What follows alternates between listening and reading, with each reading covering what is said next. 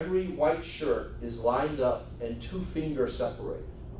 All of my suits are by color. My pants, everything is all organized. Shoes, everything. My tennis shoes are even all by color and everything else. I'm very anal, right? So most people in the luxury market are extremely anal. I mean, things will bother them.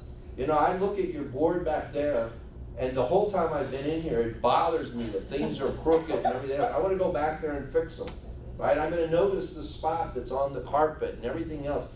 You know, that's the way I am. So, you know, it's not that either is bad or good. You know, both hotel companies are great. They're both great hotel companies. I would do horrible at a Holiday Inn. I would constantly, if I came and worked here, I would constantly be trying to make this hotel what it's not. It would fail miserably because of me, because I would be trying to make it what it's not. On the flip side, the general manager of this hotel, if he went to the Peabody, he would probably fail miserably as well. But I tell you this story because earlier in your career, you need to kind of decide, what do you like? Who are you? You know, what you know your DNA better than anybody else. So, because when you start out, if you start out working, let's say at this Holiday Inn, but all of a sudden 5 years later you decide, you know what, I really want to work at a Four Seasons or a Peabody or a Ritz-Carlton, that change is going to be very hard. Chances are you won't get hired. You can always step down from a luxury hotel, but going up from a limited service or a mid-scale quality hotel or whatever, going up is very hard. You know, something that a lot of people don't realize, you know, there's about 170,000 hotels in North America. 170,000 hotels. There are only 160 four-star, four-diamond hotels. There's only 160. There are only 3 four-star, four-diamond hotels in the state of Tennessee. Does anybody know what they are? Peabody is one of them. Uh-huh. There's one in Knoxville. Blackberry Farms. Is Gaylord one of them? No, the Hutton in Nashville. So the Hutton, Blackberry Farms, and the Peabody. There's only one 5-star, 5-diamond hotel. Anybody want to take a guess which one that is? The Hermitage in Nashville. So now there's a lot of people who say, oh, well, the Westin on Beale is a 4-star, 4-diamond hotel. It's not. And let me give you an example of the difference. Again, it's not saying that one hotel is better than the other. The Sheraton downtown, 600 rooms, has about 250 employees. The Peabody, about 5 blocks from it, 464 rooms, so far less rooms than the Sheraton. We have 550 employees, 75 salaried managers. The Sheraton probably has 25, maybe. There's a big difference in quality of service and everything else. Now our rates are very different. You know, tonight I think we're selling at about $445. For $145, the Sheraton's probably selling at $135. So, you know, there's a big difference. And there's a big difference of expectations of the customer who walks through the door.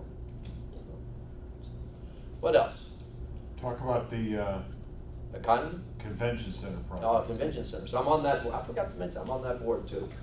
I'm on the convention center board. The convention center, we finally started a renovation that I think we've been talking about for years, 6, 7 years, 8, maybe more.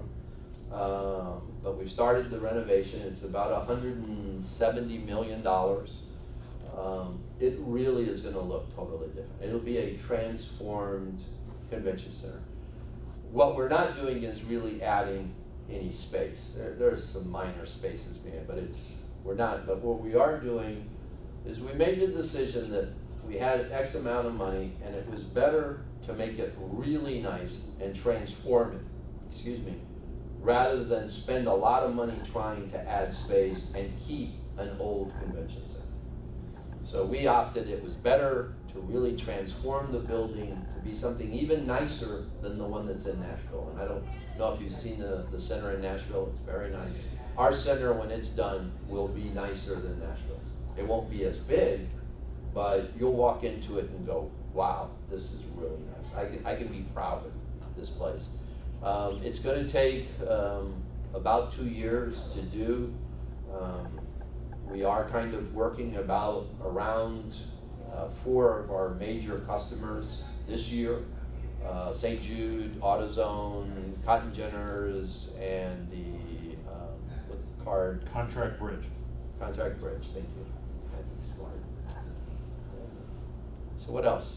By the way, I've got a person for you, prospective employee for you. Good, I like it. Speaking of Contract Bridge.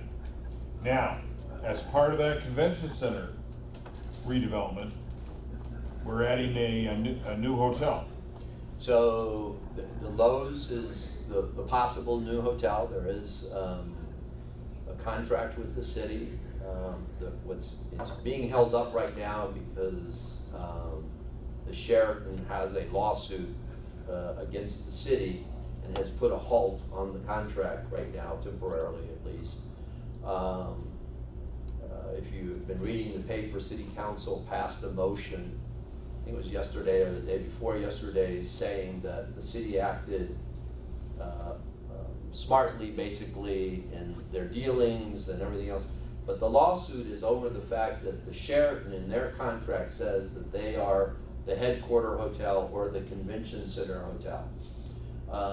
And the city has named the Lowe's as being the headquarter hotel or convention center hotel.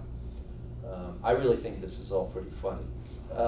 But in any case, Sheraton is upset because they're saying, in our contract, it says we are. So you can't name another hotel that. So the other part that I think is really funny is that City Council has passed a resolution saying that the city acted correctly, which, if any of you know the legal system, if it's in court, it doesn't matter what City Council says, it's up to a judge, right? So they can pass all the motions they want, but it's really gonna come down to what a judge decides. But the really funny part about it, and you guys will learn this later on, but he knows this, if you have the Sheraton at one end and you have the Lowe's at the other, who really decides which is the headquarter hotel? The people. The customer, the client, the meeting planner who books. If he books at the Lowe or she books at the Lowe's, then she's gonna say, this is my headquarter hotel.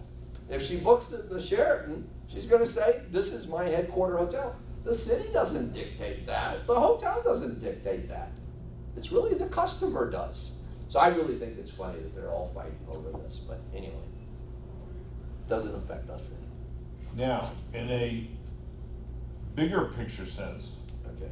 the general economy of Memphis and the hotel economy specifically, especially downtown, is in pretty good shape. It's in great shape. The hotel economy, obviously, as our country's economy is doing well, the hotel economy does really well. The hard thing about the hotel business is we're usually, when there's a downturn, the hotel business is one of the first to go down and one of the last to recuperate. I'll tell you guys a quick funny story. What time is it? Years ago in 2007,